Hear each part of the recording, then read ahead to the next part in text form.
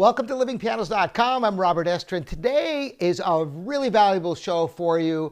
2 ways of solving technical problems on the piano. Of course, there are many different ways of solving technical problems, but I find that most pianists use these 2 methods primarily, particularly the first method I'm going to show you. I hope this is helpful for you. We're going to use today just a very tiny excerpt of Mozart Sonata in C major K330. And there's a tricky passage in the development section early on, and I'm going to play this for you, starting from the beginning of the development section through to that tricky passage, and then we're going to go back and dissect what makes this passage difficult and how to solve it. And this can translate to problems you have with fingerwork on almost anything you play. So this could be very valuable for you. I hope you enjoy.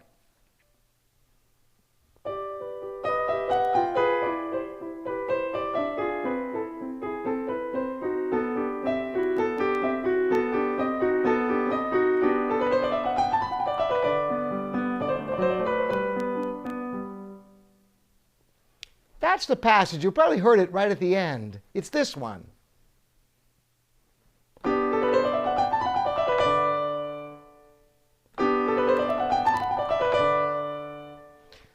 So what makes that so difficult? The scale isn't hard.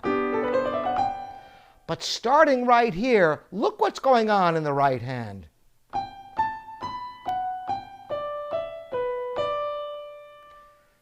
The right hand is changing position several times within a very short amount of time.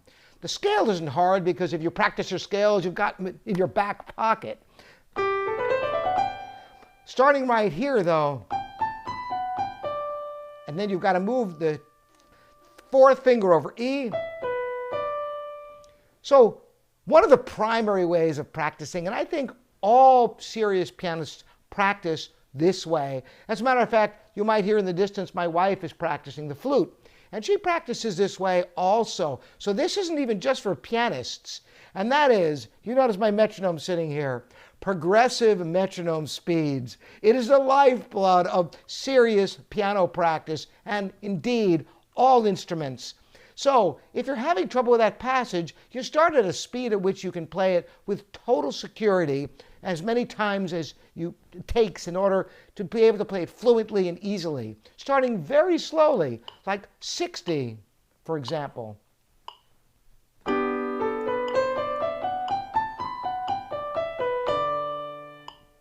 if you listen carefully, that top B was cracked, so that wasn't good enough.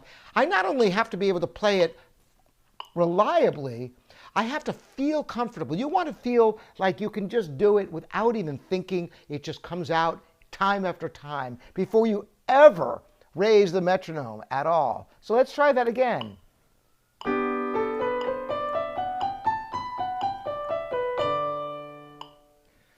That sounded good, but I didn't feel 100% comfortable. So I'm going to do it again, as you should in your practice.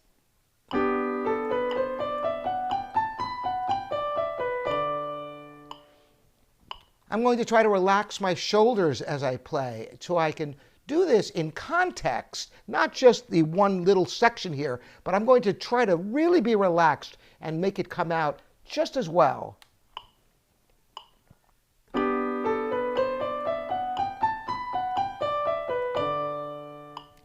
It's getting there.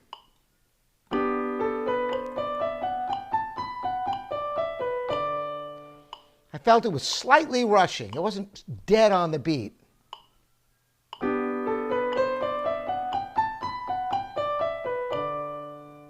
Okay, I was kind of accenting the every other 16th note. Let's try it and see if it can be really smooth.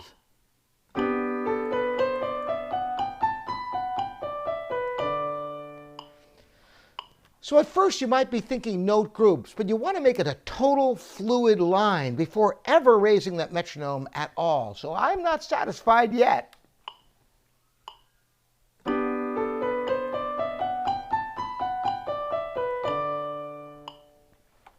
The scale had a little slight cracked note in it, and the following notes were not totally even. You've got to be absolutely critical at this stage, because if you start increasing the speed before you have it absolutely perfect and repeatable, then you're just going to be embedding those insecurities in your playing and you get it up to speed. This is the most important part. Take the time on the front end to really cement it and get it really comfortable before ever raising that metronome.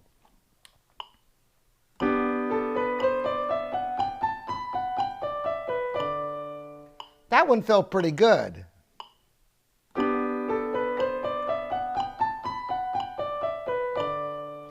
I felt like I was just a little bit ahead of the beat.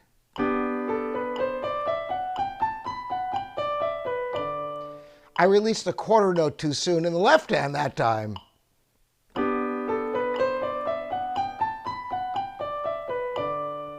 That was pretty good.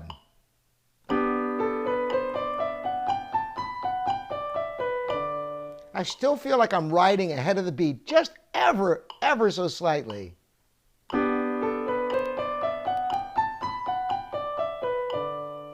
I'm going to play it once really strong, just to feel the fingers on every note. I'm going to do it that way again.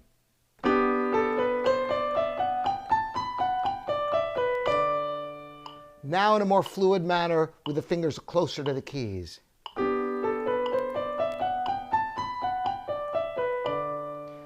That's starting to feel good now. I'm going to raise it one notch. Why one notch? Because you can't even feel it. That's the secret. If you have the patience to work through your music this way, you will be rewarded with a refinement and a security that is unparalleled.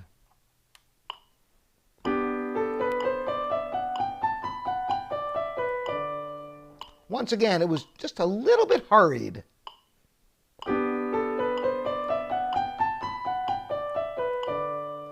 Pretty good, but I'm going to lighten the arm weight.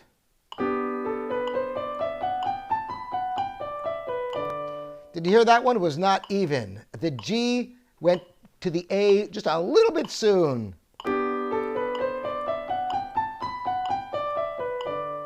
That was good, but I wasn't thinking one line. I was kind of segmenting in my head.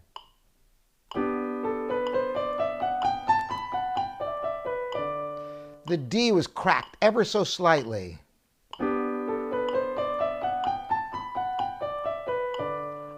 Ah, now we're on to something. Can I do it a couple more times?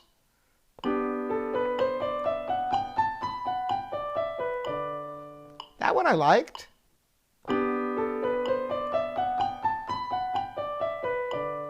That deserves a notch. And you get the idea. Going through ever so gradually, getting the security in your playing. Not just playing it perfectly, but feeling comfortable where you can repeat it again and again easily. That's the secret. Developing that security and confidence in your playing.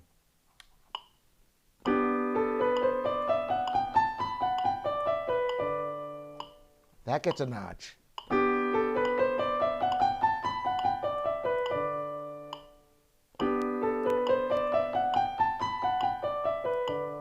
Now it's starting to get fluid.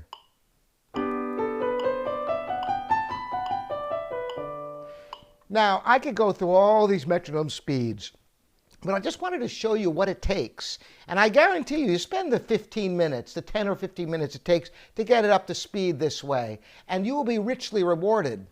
You might find, for example, you're going to get to a certain point and you can't get any faster. You might struggle just to get one notch. You might have a breakthrough and you might get 2 or 3 more notches, and then you hit that brick wall again. Guess what? At that point, it's time to stop and move on to another part of the piece to work on, because there's always tomorrow. Work to the point of diminishing returns. When you get to a point where you really can't get it any faster without spending an inordinate amount of time, leave it for the next day. And you'll be surprised the next day, maybe when you first start, you'll have to do it at the slower speed, maybe not all the way back down to 60. Maybe you'll get it up to 80 or 84, let's say, and maybe the next day you start at 72 and you work it up the same way, and maybe then you get it up to 92 or something of that nature. So each day you get metronome speeds progressively faster without starting where you ended up, because you're not going to be there first thing of the day, chances are. Now, maybe you will. You find where you can play it with that same security and confidence. Now, some of you are going, Oh man, I can't work that way. Well, first of all, you should try it. It's really rewarding because you might think you'll never be able to get it. But to think about this, it will only take 10 or 15 minutes to do this. And how many passages in the whole sonata of the whole movement are this difficult? Very few. The secret is you don't have to necessarily work the entire piece one notch at a time, although if you have the patience to do that, you'll have a heck of a refined performance.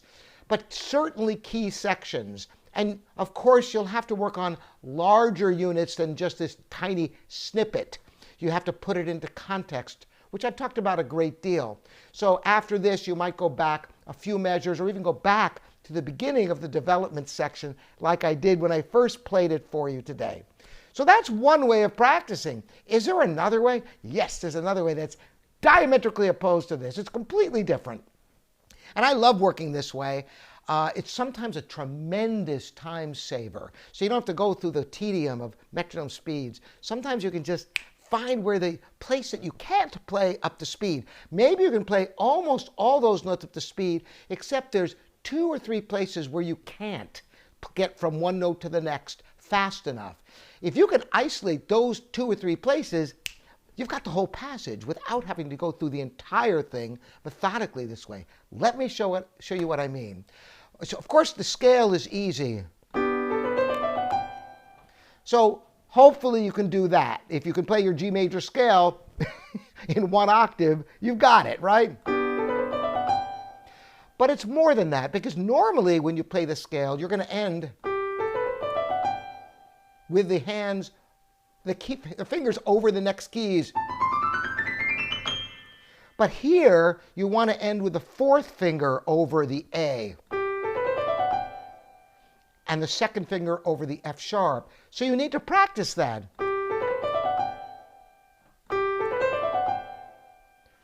Then you can play the next group.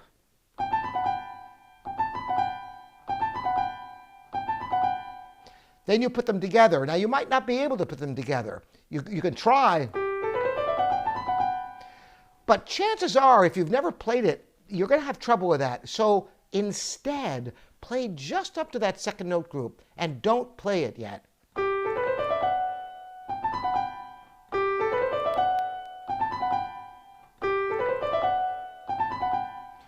You could also try.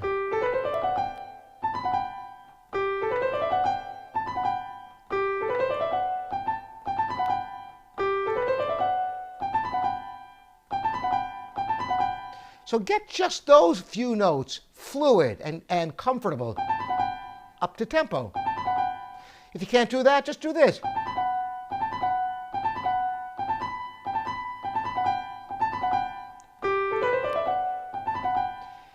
Now you notice I was taking that little break just before the G. You can shorten that break little by little, like this.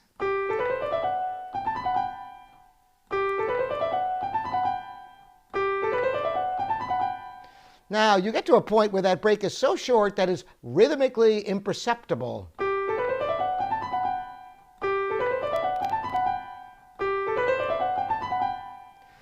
So you know the break is there mentally, but it's no longer orally perceptible.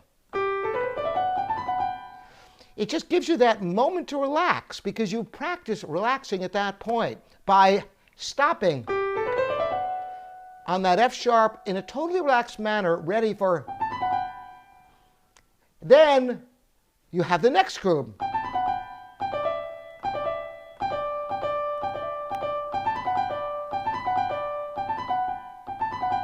So when you land on the G, make sure the thumb is over D.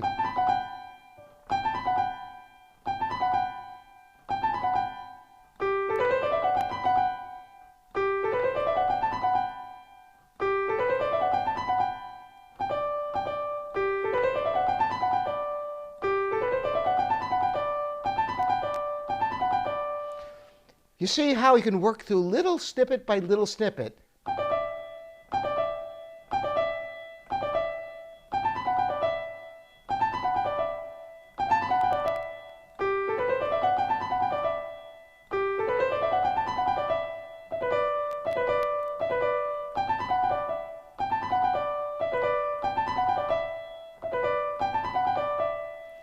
When you land on the E, once again, the thumb is over the B. You might need to practice just these 3 notes, with the thumb being over the B.